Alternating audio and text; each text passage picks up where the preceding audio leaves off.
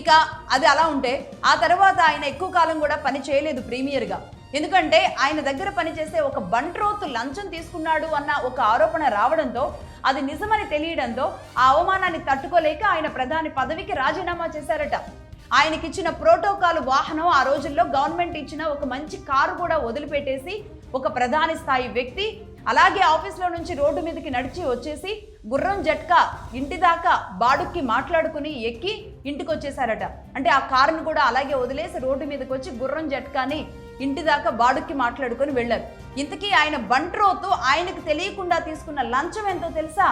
పావలా, అంటే 25 పైసలు. 25 పైసలు ఆరోపణ మీద, అది కూడా ఆయన బంట్రోతు, ఆయన పిఏ చేసిన పనికి ప్రధాని పదవిని తృణప్రాయంగా వదిలిపెట్టారు బొల్లిని మునిస్వామి నాయుడు గారు.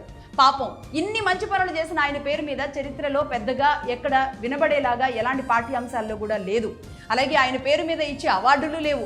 అసలు ఆయనకిచ్చిన అవార్డులు కూడా లేకపోవడం మాత్రం అత్యంత దారుణమైన విషయం. కొంతమంది నిజాయితీ పరులు ఇలాగే చరిత్రలో అలా కలిసిపోతారేమో అనిపిస్తూ ఉంటుంది ఈయన కథ విన్నప్పుడు, చదివినప్పుడు.